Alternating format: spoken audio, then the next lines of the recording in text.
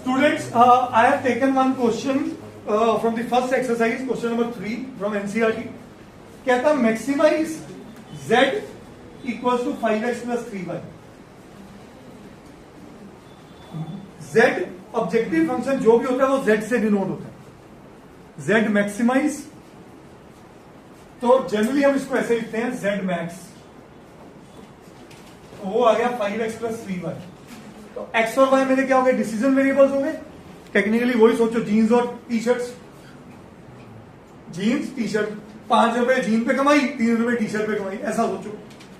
समझ गए क्या नहीं? सब्जेक्ट्स टू कॉन्स्टेंट्स, ये मेरे कॉन्स्टेंट्स. जनरली ये चैप्टर चलता है प्रॉब्लम्स हमसे, उससे आपको समझ आता है सिचुएशन क्या है. Constant it can be manufacturing constant, मैं इससे ज्यादा नहीं बना पा रहा हूं. It can be a labour constant, हो सकता है. समझ गए कि नहीं? Is that clear? और ये कौन है? ये है नॉन नेगेटिविटी कॉन्स्टेंट. सबसे पहला काम इन क्वेश्चन में अब क्या हो गया? आपको प्रॉब्लम सम इसके डिलीट हो गए पूरी तरह, रह गए सिर्फ ऐसे question, direct question. Is that clear? तो मेरा बिलीव है डायरेक्ट क्वेश्चन में आपको 2 कांस्टेंट की बजाय अक्सर 3 कांस्टेंट आएंगे. तो हम एक क्वेश्चन अभी 2 का कर रहे हैं, 3 का कर रहे हैं, फिर एक आधा और क्वेश्चन करके will find out this chapter. ठीक है जी. अब आते हैं, समझिएगा. मेरे पास पहला कांस्टेंट आया 3x plus 5y equals to 15. सबसे पहले आपको याद होगा क्लास 8th और 9th में how many minimum points are required to form a line? 2. तो वो 2 पॉइंट्स कैसे निकालते थे?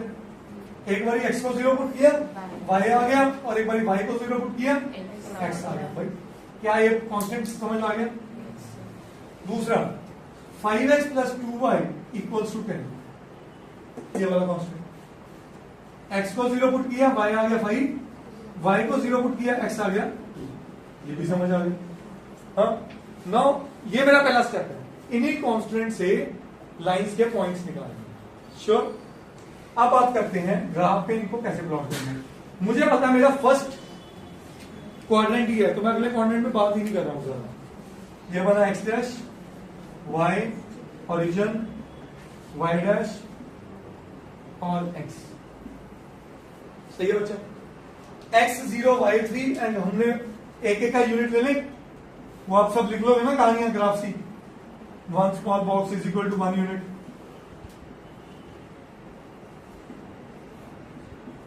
सही है? x0 y3 कौन सा पॉइंट आया भाई? x0 y एक्सिस पे y3, ये पॉइंट आ गया.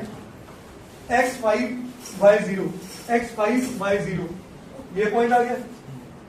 सही है? तो ये दोनों पॉइंट को जोड़ के मेरी पहली लाइन बन गई कि नहीं बनी? सही है? But this is not linear equation, this is linear inequality. This is linear. तो कभी भी किसी लीनियर इनइक्वालिटी का सोल्यूशन इस लाइन पे नहीं होता. लीनियर इक्वेशन का सोल्यूशन इस लाइन पे होता है कि all the points on this line satisfy the equation of the line.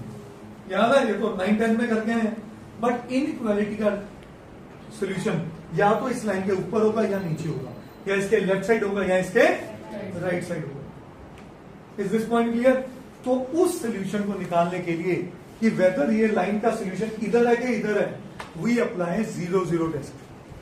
0-0 test किसी बुक में कहीं पब्लिश नहीं है, वो मेरे जैसे टीचर्स ने बनाया हुआ टेस्ट है कि भाई हम देखेंगे इस लाइन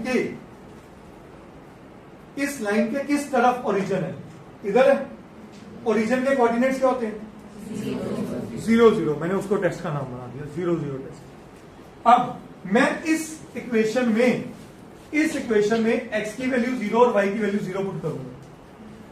0 प्लस 0 क्या 0 लेस देन इक्वल टू 15 है? ट्रू है कि फॉल्स है? तो अगर ट्रू आ जाए तो सोल्यूशन टुवर्ड्स ओरिजिन हो जाएगा. सोल्यूशन टुवर्ड्स, ये देखिए इसका सोल्यूशन इधर आ गया. और क्योंकि मुझे सिर्फ फर्स्ट क्वाड्रेंट में रहना है तो मैं सिर्फ इतनी चर्चा करूंगा. क्या ये बात समझ आई? अब मैं आपको कहता हूं, कोई बच्चा कहता है सर y 0-0. मैं कहता हूं सबसे आसान काम होता है कि मेरी LHS तो हमेशा 0 ही बने. कहानी पकड़ में आई? क्योंकि अगर x भी 0 y भी 0, कुछ भी मल्टीप्लाई कर दो आंसर 0 आएगा. क्या ये बात सबको समझ आई? कोई बच्चा कहता नहीं सर 0-0 नहीं, कोई और पॉइंट चेक करो इसके नीचे, क्या ये पॉइंट इसके नीचे, हाँ ये पॉइंट के कोऑर्डिनेट्स क्या होंगे, पुट करो 3 into 0 0, 5 into 1 5, 5 is less than 15, तो ये भी सही है। कोई बंदा कह चलो सर मैं ऊपर वाले चेक करता हूँ, आ जाओ ये पॉइंट के कोऑर्डिनेट्स बोलो 0,5, 0 and 25, क्या 25 5 से बड़ा 15 से बड़ा है, बड़ा है पर छोटा तो नहीं है, स्टेटमेंट में 2 छोटा ही कह रहा था, तो ये स्टेटमेंट फॉल्स हो गई, तो ये इधर सोल्यूशन इधर नहीं इधर ही रहेगा। अगर फॉल्स आ जाए उल्टी तरफ सोल्यूशन की बात करो, अगर ट्रू आ जाए टूवर्ड सोल्यूशन पर करो। कोई भी पॉइंट लो, ये पॉइंट क्या होगा, देखो ये पॉइंट क्या होगा 3, 4, 9 and 20, 29, 29 is not less than 15, तो ये सोल्यूशन है। अच्छा ये पॉइंट क्या होगा 1, 3 plus 5 8 is less, तो इसलिए कहा जाता है या तो इनइक्वालिटी का सोल्यूशन एक तरफ या दूसरी तरफ। क्या ये बात समझ आई सबको बच्चों, श्योर। और अगर इधर या उधर की बात करूं मैं, तो मेरा पॉइंट यहां पे समझना कि मैंने 0 टेस्ट क्यों अप्लाई किया, क्योंकि मेरी एलएचएस हमेशा क्या बना दो, तो इस लाइन का सोल्यूशन इधर आ गया। क्या यहां तक समझ आया सबको। अब प्लॉट करते हैं अगली लाइन x0 y5, ये पॉइंट आ जाएगा, बोलिए x2 y0, ये पॉइंट आ जाएगा, बोलो। तो यहां से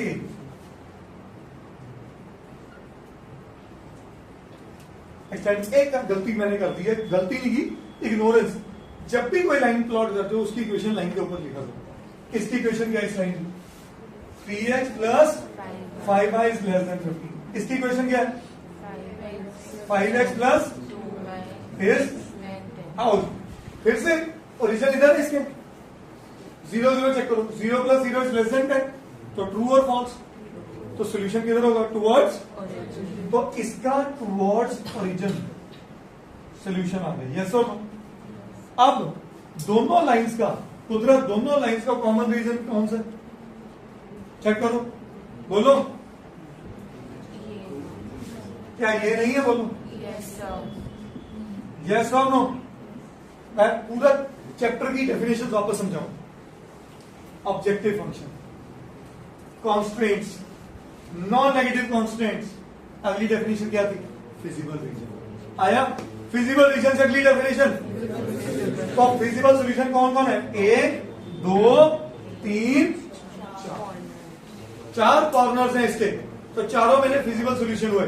फिजिबल सॉल्यूशन का मतलब पता क्या है, इनमें मेरा आंसर छिपा हुआ क्वेश्चन का, तो इनको नाम दे दिया O A B and C। What was the last definition, optimal solution.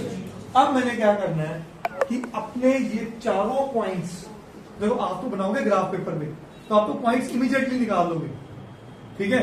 जैसे कि ये पॉइंट आया मेरा क्या 0,0, ये पॉइंट आया 0,3, ये पॉइंट आया पता नहीं, और ये पॉइंट आया 2,0। सही है।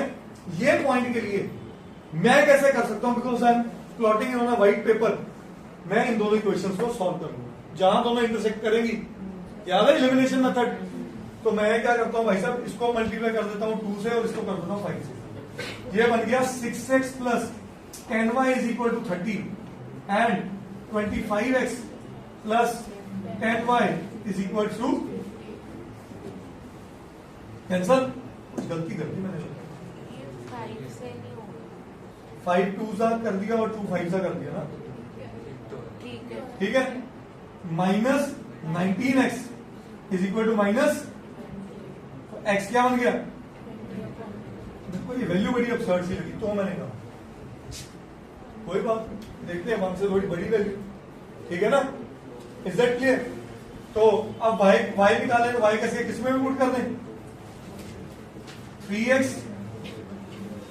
प्लस 5y में, 3 into 20/19 plus 5y is equal to 15, तो 5y is equal to 15 minus 60/19। अब ये बना 19 इंटू 15, करना होगा बच्चा सर, 190 एंड 95, 285, 285 माइनस 60, 225। हाँ जी, तो y बन गया 225 अपॉन 19 इंटू ये वाला 5, 5 1 सा 5 4 सा 20, 22 5 45, तो y आ गया 45/19। ठीक है, तो 2 से थोड़ी वैल्यू ज्यादा, 2 से थोड़ी वैल्यू ज्यादा, सही आ गई। तो ये आंसर क्या आया? 20/19, 45/19। अच्छा, यहां तक समझ आया? अगर ये कोई रियल लाइफ एग्जांपल होती ना, शर्ट मैन्युफैक्चर हो रही है या जीन मैन्युफैक्चर हो रही है, तो ये रिजेक्ट हो जाता, क्योंकि हम कोई आधी शर्ट नहीं मैन्युफैक्चर करते। कहानी पकड़ में आई? समझिए, तो वहां नेचुरल नंबर आ जाए, पर because it is a mathematical problem, तो वहां डेसिमल्स आ सकते हैं। ठीक है, अब मेरा लास्ट स्टेप है टू फाइंड ऑप्टिमल सॉल्यूशन। उसके लिए हमेशा आपने एक छोटा सा टेबल बनाना है। वो टेबल क्या है? सुनना, पॉइंट्स, मेरा पॉइंट O आ गया, A आ गया, B आ गया और C आ गया। ठीक है, हाँ जी बेटा। नहीं हो रही। मेरे पॉइंट्स आ गए। इन पॉइंट्स के बाद इसके लिख लिया कोऑर्डिनेट्स। कोऑर्डिनेट्स मेरे क्या क्या है? 0 0, A के क्या आ गए? 0 3, B के 20/19, 45/19, and the last is 2,0। Yes और नो? दोनों पॉइंट लिख दिए। अब लिखनी है Z वैल्यू। Z मैक्स नहीं लिखना, Z वैल्यू। Z वैल्यू क्या है? 5x प्लस 5 into 0, 3 into 0 क्या है? 5 0 0, 5 3 3 5 into 20/19, 100/19, 100/19 प्लस 45 into 3, 135, 135/19, तो ये बना 235/19। सही है? 19 1 सा 45, 19 2 सा 38, 70, अराउंड 19.3। ठीक है जी, 12.3 आ गया। अब आते हैं लास्ट पे, 10 प्लस 0, आंसर इज, इनमें से मैक्सिमम वैल्यू कौन सी? तो मैं क्या बोलूंगा? Z इज, ये मेरी मैक्सिमम वैल्यू है, यस और नो? तो मैं बोलूंगा Z is maximum, Z max is achieved eight,